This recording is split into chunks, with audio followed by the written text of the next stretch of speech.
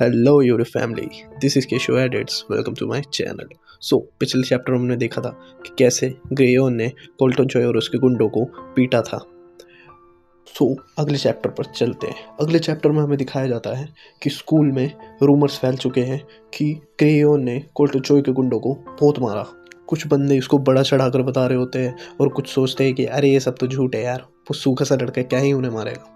फिर अगले पैनल में हमें स्कूल दिखाया जाता है जहाँ ग्रेयोन की एंट्री हो रही होती है क्लासरूम में। सारे स्टूडेंट्स जो उसकी बातें बना रहे थे वो सारे बंदे चुप हो जाते हैं। फिर हमें एक चश्मिश बंदा दिखाया जाता है जहाँ ग्रेयोन जाकर बैठ जाता है। फिर हमें फ्लैशबैक दिखाया जाता है जहाँ वो चश्मिश बंदा उसको ज्ञान पेल रहा होता है कि कोल्टन जॉय के बंदों से पंगा मत लियो भाई, वरना वो तुझे बहुत मारेंगे। फिर एक मास्क वाला छपरी आता है क्लास के अंदर जो अपने साथ 3-4 बंदे लेके आता है। चश्मिश उन बंदों को देखकर बोलता है मारे गए।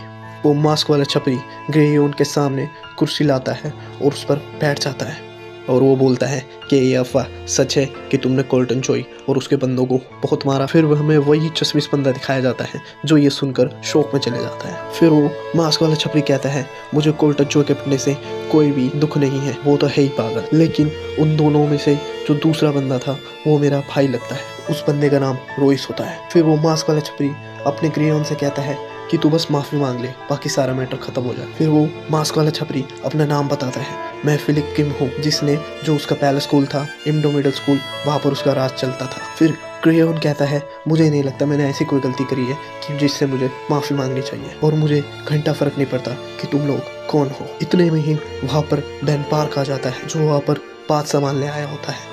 जो आते ही उस मास्क वाले छपरी को कंधे पे हाथ धर देता है। किसी को फर्क नहीं पड़ता कि तुम्हारी कितनी वहाँ पर बातचीत थी। फिर बेन पार्क कहता है अपने ये छपरी मास्क उतार और अपनी क्लास में निकल। फिर बेन पार्क सीरियस हो जाता है और उसके कंधे पर तेजी से दबाता है।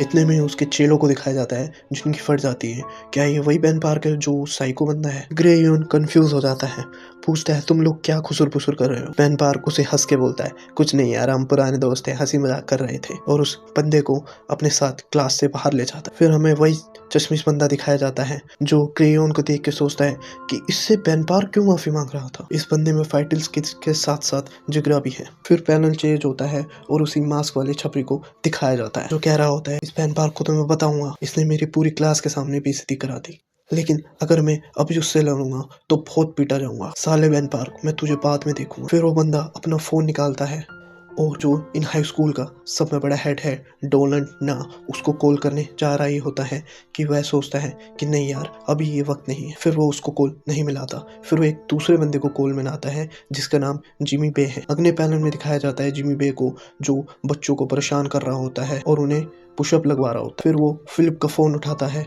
और पूछता है क्या हुआ फिलिप, अब क्या लफड़ा हो गया? फिर फिलिप बोलता है बेन पार्क तुम्हें मारने का प्लान बना रहा है। फिर लास्ट पैनल में हमें जिमी बे को गुस्से में दिखाया जाता है और ये चैप्टर यहीं पर खत्म होता है। अगर आप अगले चैप्टर के लिए एक्साइटेड हैं तो मेरे चैनल को लाइक एंड शेयर जरूर करें।